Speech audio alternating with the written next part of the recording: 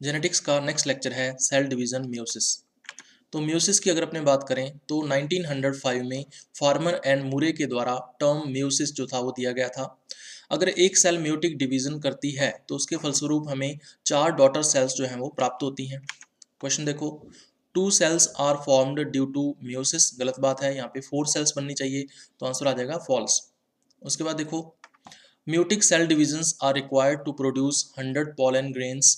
तो एक diploid cell में केवल एक ही बार म्यूसिस हो सकता है और एक डिप्लॉइड सेल 4 हैप्लॉइड सेल्स को प्रोड्यूस करती है। तो पॉलन ग्रेन्स कैसे होते हैं? हैप्लॉइड होते हैं। तो इसका मगर अगर हमारे पास यहाँ पे 25 सेल्स हैं तो हमें 100 पॉलन्स मिल जाएंगे। तो यहाँ पे आंसर आ जाएगा 25। ये जो मियोसिस है ये केवल और केवल डिप्लॉइड सेल्स में ही होता है। एक बार अगर किसी डिप्लॉइड सेल में मियोसिस हो जाता है तो उससे बनने वाली जो सेल्स हैं उनमें मियोसिस नहीं हो सकता क्योंकि वो हैप्लॉइड सेल्स होती हैं। जो मियोसिस है वो डिफरेंट ऑर्गेनिजम्स के अंदर, चाहे वो एनिमल्स हों चाहे प्लांट्स हों, उनमें गैमेट्स के फॉर्मेशन के लिए रिस्पॉन्सिबल होता है।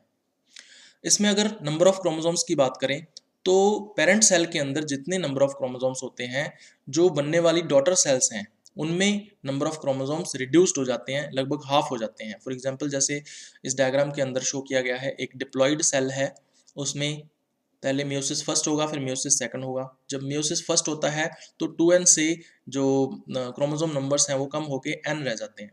तो 2n से n रह गए, इसका मतलब हाफ हो गए, तो इसलिए इसको बोलते हैं रिडक्शनल डिवीजन।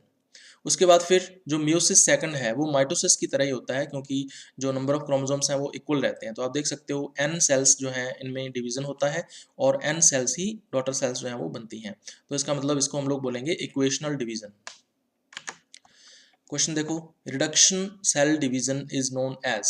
तो म्यूसिस के अंदर जो नंबर ऑफ क्रोमोसोम्स हैं वो रिड्यूस्ड हो जाते हैं, इसलिए म्यूसिस को रिडक्शन सेल डिवीजन कहते हैं। तो थर्ड आंसर इसमें आ जाएगा। नेक्स्ट देखो, reduction cell division is known as meiosis, true false में क्वेश्चन है, तो बिल्कुल सही बात है, तो इसमें आंसर आ जाएगा ट्रू। अब म्यूसिस फर्स्ट और म्यूसिस सेकंड। म्यूसिस फर्स्ट के अंदर वही 4 फेजेस होती हैं, prophase first, metaphase first, anaphase first and telophase first.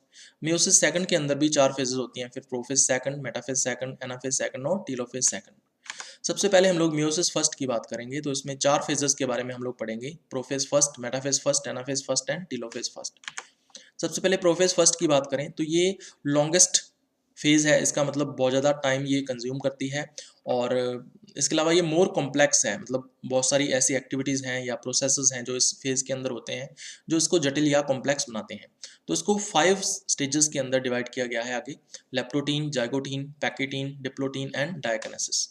सबसे पहले लेप्टोटीन की बात करें तो इसमें जो न्यूक्लियस के अंदर क्रोमेटिन फाइबर्स होते हैं उनमें कंडेंसेशन स्टार्ट हो जाता है और उनके कंडेंसेशन से क्रोमोसोम्स का जो फॉर्मेशन है वो यहाँ पे शुरू हो जाता है। तो आप देख सकते हो यहाँ पे क्रोमोसोम्स जो है वो आपको दिखाई देंगे, जिसमें एक सेंट्रोमियर है और एक एक क्रोमेटिड्स हैं।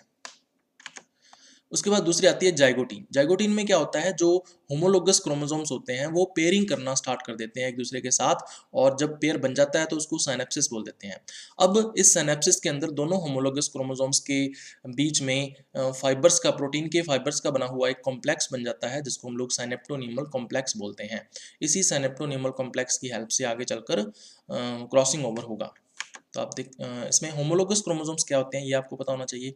तो ऐसे क्रोमोसोम्स जो size, shape, structure and function के अंदर बिल्कुल सिमिलर होते हैं और मियोसिस फर्स्ट के अंदर एक दूसरे के साथ पेयरिंग शो करते हैं या एक दूसरे के साथ पेयर्स बनाते हैं। तो इन क्रोमोसोम्स को हम लोग बोलते हैं होमोलोगस क्रोमोसोम्स। तो यहाँ पे क्वेश्चन देखो, chromosomes which pair at meiotic prophase and are similar in size, shape, structure and function are isochromosomes. बिल्कुल गलत बात है, इनको बोलेंगे होमोलोगस क्रोमोसोम्स, न कि आइसोक्रोमोसोम्स। आइसोक्रोमोसोम्स अलग होता है, तो यहाँ पे आंसर आ जाएगा फॉल्स। तो आप देख सकते हो यहाँ पे जो एक होमोलोगस क्रोमोसोम है वो दूसरे होमोलोगस क्रोमोसोम के साथ पेयर बना चुका है और इन दोनों क्रोमोसोम्स के बीच में प्रोटीन्स का बना हुआ फाइब्रस कॉम्प्लेक्स बन चुका है जिसको साइनेप्टोनिमल कॉम्प्लेक्स बोलते हैं। तो दो होमोलोगस क्रोमोसोम्स का जो पेयर है इसको बाइवेलेंट के नाम से जाना जाता है। क्वेश्चन देखो, जाइगोटीन जो है इसके ऊपर 2 नंबर की परिभाषा आपसे पूछी हुई है, डेफिनेशन ये लिखनी है आपको। फिर सिनेप्सिस पे 2 नंबर की डेफिनेशन है, ये आपको लिखनी है। The pairing of homologous during zygotene stage is known as synapsis, बिल्कुल सही बात है, तो इसमें आंसर आ जाएगा ट्रू। सिनेप्टोनिमल कॉम्प्लेक्स पे 2 नंबर की डेफिनेशन आपको बतानी है। उसके बाद देखो synapsis of homologous chromosomes takes place in, तो सिनेप्सिस किसमें होता है, जाइगोटीन के अंदर होता है, तो आंसर आ जाएगा जाइगोटीन, तो फर्स्ट आंसर इसमें आ जाएगा। उसके बाद थर्ड आता है पैकिटीन। पैकिटीन जो है ये प्रोफेज फर्स्ट की लॉन्गेस्ट फेज है, क्योंकि इस फेज के अंदर ही जो मेन एक्टिविटी है क्रॉसिंग ओवर की वो होती है। तो इसमें क्या होता है, क्रॉसिंग ओवर होता है जो होमोलोगस क्रोमोसोम्स हैं उनकी नॉन सिस्टर क्रोमेटिड्स के बीच में। तो नॉन सिस्टर क्रोमेटिड्स जो है उनके बीच में जो जेनेटिक मटेरियल है उसका एक्सचेंज होता है। तो आप देख सकते हो यहाँ पे ये होमोलोगस क्रोमोसोम्स हैं जो स्प्लिटिंग की वजह से टेट्राड में कन्वर्ट हो चुके हैं। हर एक होमोलोगस क्रोमोसोम में 2 क्रोमेटिड हैं, ये फर्स्ट क्रोमेटिड, ये सेकंड क्रोमेटिड, फिर ये थर्ड क्रोमेटिड और ये फोर्थ क्रोमेटिड। तो इस 4 स्ट्रैंड स्टेज के अंदर ही क्रॉसिंग ओवर का प्रोसेस होता है। अब सिस्टर और नॉन सिस्टर का क्या कंसेप्ट है, एक ही क्रोमोसोम की जो दोनों क्रोमेटिड्स हैं वो आपस में सिस्टर क्रोमेटिड्स कहलाती हैं। जैसे फर्स्ट और सेकंड जो है ये आपस में क्या कहलाएंगी, सिस्टर क्रोमेटिड्स। उसी तरह से थर्ड और फोर्थ आपस में क्या कहलाएंगी, सिस्टर क्रोमेटिड्स। लेकिन अगर अलग अलग क्रोमोसोम्स जो हैं उनकी क्रोमेटिड्स की अगर अपने बात करें तो ये आपस में नॉन सिस्टर क्रोमेटिड्स कहलाती हैं। फॉर एग्जांपल जैसे फर्स्ट और थर्ड जो है ये आपस में नॉन सिस्टर क्रोमेटिड्स होंगी, उसी तरह से first and second and third जो है ये भी आपस में क्या होंगी, नॉन सिस्टर क्रोमेटिड्स होंगी। उसके बाद फर्स्ट एंड फोर्थ जो है ये आपस में क्या होंगी, नॉन सिस्टर क्रोमेटिड्स होंगी। उसी तरह से सेकंड एंड फोर्थ जो है ये आपस में क्या होंगी, नॉन सिस्टर क्रोमेटिड्स होंगी। क्वेश्चन देखो, exchange of genetic material takes place between non sister chromatids of homologues chromosomes during 4 strand stage. बिल्कुल सही बात है, 4 स्टैंड स्टेज में ही ये होता है, तो आंसर आ जाएगा ट्रू। क्रॉसिंग ओवर पे 2 नंबर की डेफिनेशन आपको देनी है। Crossing over takes place during zygotene, बिल्कुल गलत बात है, क्रॉसिंग ओवर पैकिटीन स्टेज में होता है, ना कि जाइगोटीन के अंदर, तो आंसर आ जाएगा फॉल्स। उसके बाद देखो, crossing over takes place during, तो इसमें आंसर आ जाएगा पैकिटीन, फोर्थ आंसर इसमें आ जाएगा, पैकिटीन के दौरान ही क्रॉसिंग ओवर होता है। उसके बाद डिप्लोटीन की अगर अपने बात करें तो इसमें क्या होता है, जो होमोलोगस क्रोमोसोम्स सिनेप्सिस बनाया था जिन्होंने, वो एक दूसरे से सेपरेट होना स्टार्ट कर देते हैं, एक दूसरे से दूर दूर होना स्टार्ट कर देते हैं। लेकिन ऐसी साइट्स जहाँ पे क्रॉसिंग ओवर हुआ था उन साइट्स पर जो क्रोमेटिड्स हैं वो एक दूसरे के साथ जुड़े हुए रहते हैं, जिससे एक्स शेप्ड स्ट्रक्चर्स का फॉर्मेशन होता है, और इन्हीं स्ट्रक्चर्स को हम लोग बोलते हैं क्याज़माटा। अगर सिंगल है तो उसको क्याज़मा बोलेंगे, और अगर प्लूरल है तो उसको क्याज़माटा बोलेंगे। तो आप देख सकते हो यहाँ पे जो होमोलोगस क्रोमोसोम्स हैं वो एक दूसरे से सेपरेट हो रहे हैं, जहाँ पे क्रॉसिंग ओवर हुआ था वहाँ पे जो क्रोमेटिड्स हैं वो एक दूसरे के साथ जुड़े हुए रहते हैं, और इन्हीं एक्स शेप्ड स्ट्रक्चर्स को हम लोग बोलते हैं क्याज़मा या क्याज़माटा। क्वेश्चन देखो, the separation of homologous chromosome starts at the stage of, तो हमें पता है कि सेपरेशन जो है वो डिप्लोटीन स्टेज में स्टार्ट होता है, तो यहाँ पे आंसर आ जाएगा फोर्थ, डिप्लोटीन।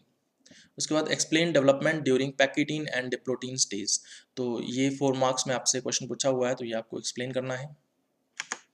उसके बाद डायकनेसिस की बात करें तो इसमें क्या होता है, जो क्याज़माटा बने हुए हैं वो खत्म हो जाते हैं या उनका टर्मिनलाइजेशन हो जाता है इस स्टेज के अंदर, और क्याज़माटा अगर टर्मिनलाइज हो गए तो उसका मतलब होमोलोगस क्रोमोसोम्स जो हैं वो एक दूसरे से पूरी तरह से सेपरेट हो जाते हैं, ठीक है, और साइटोप्लाज्म के अंदर इस तरह से बिखर जाते हैं। तो आप देख सकते हो ये क्रोमोसोम्स, जो न्यूक्लियर मेम्ब्रेन थी वो भी डिसअपियर होगी, न्यूक्लियोलस जो थी वो भी डिसअपियर होगी, इसके अलावा गोल्जी, ईआर वगैरह जो है वो भी यहाँ पे डिसअपियर हो जाते हैं। ये दोनों के दोनों एस्टर्स जो हैं ये अपोजिट पोल्स तक पहुंच जाते हैं। ये एस्टर्स वास्तव में क्या होते हैं, ये सेंट्रियोल्स ही होते हैं जो एस्टर्स का फॉर्मेशन करते हैं। तो 2 सेंट्रियोल्स हैं जो 2 अपोजिट पोल पर एस्टर्स का फॉर्मेशन करते हैं। इन्हीं एस्टर से फिर आगे जो स्पिंडल फाइबर्स हैं उनका फॉर्मेशन होगा। तो ये है प्रोफेज फर्स्ट। क्वेश्चन देख सकते हो, chiasma terminalization in the cell division takes place in which stage, तो यहाँ पे आंसर आ जाएगा डायकनेसिस स्टेज के अंदर ऐसा होता है। डायकनेसिस पे 2 नंबर की डेफिनेशन पूछी हुई है, तो ये आपको लिख देनी है। उसके बाद मेटाफेज फर्स्ट की बात करें तो इसमें क्या होता है, जो होमोलोगस क्रोमोसोम्स हैं वो एक दूसरे के साथ पेयरिंग के अंदर बिल्कुल सेंटर में जाके सेल के वहाँ पे अरेंज हो जाते हैं, मिड लाइन पर एक लाइन बना लेते हैं, जिससे 2 मेटाफेज प्लेट्स जो हैं वो बन जाती हैं। इसको हम लोग डायग्राम में देखेंगे। अब क्या होता है, जो दोनों के दोनों एस्टर्स हैं अपोजिट पोल्स पर, वहाँ से स्पिंडल फाइबर्स निकलते हैं, और ये स्पिंडल फाइबर्स आके होमोलोगस क्रोमोसोम पेयर्स जो होते हैं उनके सेंट्रोमियर्स पर ये अटैच हो जाते हैं। यहाँ पे देख सकते हो आप मेटाफेज फर्स्ट यहाँ पे रिप्रेजेंट की हुई है। तो होमोलोगस क्रोमोसोम्स जो हैं इन्होंने क्या किया है, बिल्कुल मिड लाइन पर आके दो रोज के अंदर या दो पंक्तियों के अंदर एक दूसरे को अलाइन कर लिया है, और इस तरह से दो मेटाफेज प्लेट्स जो हैं वो आपको देखने को मिल सकती हैं, एक ये प्लेट है और दूसरी ये प्लेट है।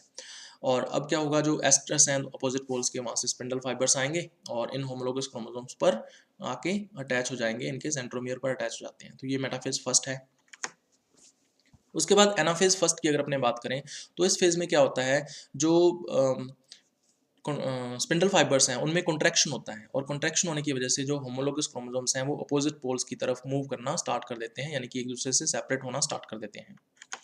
तो आप देख सकते हो यहाँ पे एनाफेज फर्स्ट के अंदर जो स्पिंडल फाइबर्स हैं उनमें कॉन्ट्रैक्शन हो रहा है, कॉन्ट्रैक्शन होने की वजह से होमोलोगस क्रोमोसोम्स अपोजिट पोल्स की तरफ मूव कर रहे हैं, ठीक है, यानी इनके अंदर क्या हो रहा है, इनके बीच में सेपरेशन हो रहा है। उसके बाद टीलोफेज फर्स्ट की अगर अपने बात करें तो इसमें क्या होता है, जो क्रोमोसोम्स हैं वो कहाँ पहुँच जाते हैं, अपोजिट पोल्स पर पहुँच जाते हैं, और इनका डीकंडेंसेशन स्टार्ट हो जाता है, जिसकी वजह से वापस क्रोमेटिन फाइबर्स में ये कन्वर्ट हो जाते हैं। इसके अलावा न्यूक्लियर मेम्ब्रेन जो है उनका रिफॉर्मेशन हो जाता है, और न्यूक्लियोलस जो है वो भी रिपेयर हो जाती है। इससे क्या होता है, दो जो डॉटर न्यूक्लियाई हैं वो बन जाते हैं एक सेल के अंदर। तो ये टीलोफेज फर्स्ट है। उसके बाद इंटरकाइनेसिस की बात करें तो मियोसिस सेकंड स्टार्ट होने से पहले, जब मियोसिस फर्स्ट खत्म हो जाता है और मियोसिस स्टार्ट शुरू होने वाला होता है, तो उनके बीच में एक शॉर्ट इंटरफेज होती है जिसको हम इंटरकाइनेसिस कहते हैं। अब इस इंटरकाइनेसिस के अंदर डीएनए रेप्लिकेशन नहीं होता है, ये चीज़ आपको ध्यान में रखनी है। डीएनए रेप्लिकेशन केवल एक ही बार होता है, और वो होता है जो सेल साइकिल है उसकी एस फेज के अंदर। तो यहाँ पे कोई भी डीएनए रेप्लिकेशन नहीं होता है, तो इसको हम लोग बोलते हैं इंटरकाइनेसिस। तो आप देख सकते हो यहाँ पे G1 S G2 ये तीन फेजेस हैं जो कि इंटरफेज की हैं। उसके बाद फिर M फर्स्ट का मतलब मियोसिस फर्स्ट डिवीजन हुआ, फिर उसके बाद शॉर्ट इंटरफेज आई जिसको हम लोग इंटरकाइनेसिस कहते हैं, और जहाँ पे कोई भी डीएनए रेप्लिकेशन वगैरह नहीं होता है, और फिर मियोसिस सेकंड जो है वो यहाँ से स्टार्ट हो जाता है। उसके बाद मियोसिस सेकंड की बात करें तो मियोसिस सेकंड के अंदर भी चार फेजेस हैं आगे, prophase second, metaphase second, anaphase second और टीलोफेज सेकंड। अब मियोसिस सेकंड जो है वो जस्ट सिमिलर होती है किसके, माइटोसिस के। तो माइटोसिस के अंदर जो फेजेस थी बिल्कुल वैसी ही फेजेस हमें मियोसिस सेकंड के अंदर देखने को मिलती हैं। तो आप देख सकते हो प्रोफेज सेकंड माइटोसिस की प्रोफेज के इक्वल होगी, मेटाफेज सेकंड माइटोसिस की मेटाफेज के इक्वल होगी, एनाफेज सेकंड माइटोसिस की एनाफेज के इक्वल होगी, और जो टीलोफेज सेकंड है वो माइटोसिस की टीलोफेज के इक्वल होगी। तो इनमें जो एक्टिविटीज़ होती हैं वो माइटोसिस की तरह ही देखने को मिलती हैं। अब अपने बात करेंगे कि माइटोसिस और मियोसिस के बीच में क्या क्या डिफरेंसेस होते हैं। तो सबसे पहला डिफरेंसेस यही है कि माइटोसिस जो है उसमें बॉडी सेल्स जो हैं वो डिवाइड करती हैं, जबकि मियोसिस के अंदर जो सेक्स सेल्स हैं उनमें मियोटिक डिवीजन होता है, ठीक है। दूसरा डिफरेंस है कि जो माइटोसिस है इसमें केवल एक ही बार जो सेल है वो डिवाइड करती है, और एक सेल के डिवीजन से दो सेल्स बन जाती हैं। जबकि मियोसिस की बात करें तो इसमें जो डिवीजन है वो दो बार होता है, meiosis first and meiosis second. तीसरा डिफरेंस की बात करें तो इसमें दो डॉटर सेल्स प्रोड्यूस होती हैं, जबकि मियोसिस की बात करें तो इसमें फोर डॉटर सेल्स जो हैं वो प्रोड्यूस होती हैं। माइटोसिस जो है वो ऑर्गेनिजम्स के अंदर सोमैटिक ग्रोथ के लिए रिस्पॉन्सिबल होता है, जबकि मियोसिस जो है ये ऑर्गेनिजम्स के अंदर गैमेट्स प्रोड्यूस करने का काम करता है। माइटोसिस की बात करें तो इसमें नंबर ऑफ क्रोमोसोम्स जो हैं वो बिल्कुल सेम रहते हैं पेरेंट सेल के, जबकि मियोसिस की बात करें तो इसमें जो नंबर ऑफ क्रोमोसोम्स हैं वो रिड्यूस होकर हाफ रह जाते हैं डॉटर सेल्स के अंदर पेरेंट सेल के कंपैरिजन में। तो आप देख सकते हो differentiate between meiosis and mitosis 4 marks के अंदर क्वेश्चन आया हुआ है, तो ये आपको डिस्क्राइब करना है। उसके बाद सिग्निफिकेंस ऑफ मियोसिस की अगर अपने बात करें तो सबसे पहले है फॉर्मेशन ऑफ गैमेट्स। तो ऑर्गेनिजम्स के अंदर जो गैमेट्स का फॉर्मेशन है वो मियोसिस से होता है, जिससे ऑर्गेनिजम्स सेक्सुअल रिप्रोडक्शन कर सकते हैं। इसके अलावा जेनेटिक इन्फॉर्मेशन की अगर अपने बात करते हैं तो जो जेनेटिक इन्फॉर्मेशन है वो एक जनरेशन से दूसरी जनरेशन में अगर ट्रांसफ़र होनी है तो वो गैमेट्स के थ्रू होगी, और गैमेट्स के अंदर जो क्रोमोसोम्स हैं हैप्लॉइड सेट है क्रोमोसोम्स का उसके थ्रू होगी। तो ये मियोसिस की वजह से ही पॉसिबल हो पाता है। उसके बाद है मेंटेनेंस ऑफ क्रोमोसोम नंबर। अगर मियोसिस ना हो तो जो ऑर्गेनिजम्स हैं वो सेक्सुअल रिप्रोडक्शन नहीं कैसे कर पाएंगे या नहीं कर पाएंगे। अगर सेक्सुअल रिप्रोडक्शन करते हैं वो और गैमेट्स जो हैं वो हैप्लॉइड होंगे तो जो नया ऑर्गेनिज्म बनेगा वो भी डिप्लॉइड ही होगा। तो डिप्लॉइड ऑर्गेनिज्म से डिप्लॉइड ऑर्गेनिज्म ही बनता है सिर्फ मियोसिस के कारण, जो कि हैप्लॉइड गैमेट्स बनाता है। तो सेक्सुअल रिप्रोडक्शन में इसका इंपॉर्टेंस है। तो इसका मतलब क्रोमोसोम नंबर मेंटेन रहते हैं मियोसिस की वजह से। इसके अलावा असॉर्टमेंट ऑफ क्रोमोसोम्स, तो क्रोमोसोम्स जो है उनका फ्रीली असॉर्टमेंट होता है गैमेट्स के अंदर, और ये गैमेट्स जो हैं वो फिर आगे फर्टिलाइजेशन में पार्टिसिपेट करते हैं और नेक्स्ट जनरेशन के अंदर ट्रांसफर होते हैं। ठीक है, तो असॉर्टमेंट जो है क्रोमोसोम्स का फ्रीली होता है, किसकी वजह से, म्यूसिस की वजह से। इसके अलावा क्रॉसिंग ओवर जो है, क्रॉसिंग ओवर जो है वो म्यूसिस के अंदर मेन प्रोसेस है। क्रॉसिंग ओवर की वजह से ही जो जेनेटिक डाइवर्सिटी है वो क्रिएट होती है, जेनेटिक रिकॉम्बिनेशन होता है और न्यू कॉम्बिनेशंस बनते हैं जिससे इवोल्यूशन के अंदर हेल्प मिलती है। इसके अलावा म्यूटेशन की बात करें तो म्यूटेशन जो है वो म्यूसिस की वजह से क्रिएट हो सकते हैं। अगर म्यूसिस के अंदर एबनॉर्मेलिटी आ जाए तो जो नंबर ऑफ क्रोमोसोम्स हैं उनमें वेरिएशन आ जाता है, जिससे म्यूटेशन जो है वो एनिमल्स के अंदर क्रिएट हो जाता है। आप देख सकते हो सिग्निफिकेंस ऑफ म्यूसिस पे 2 मार्क्स का क्वेश्चन पूछा हुआ है, तो ये आपको बताना है। इसके अलावा 15 मार्क्स में क्वेश्चन आया हुआ है, what is mitosis and meiosis, explain all the stages of meiosis, cell division first with the help of line diagram. तो ये आपको क्वेश्चन करना है। उसके बाद देखो जेनेटिक रिकॉम्बिनेशन अकर्स थ्रू, तो जेनेटिक रिकॉम्बिनेशन जो है वो म्यूसिस एंड फर्टिलाइजेशन के थ्रू ही हो सकता है, यानी कि सेक्सुअल रिप्रोडक्शन के थ्रू ही हो सकता है, तो इसमें आंसर आ जाएगा थर्ड।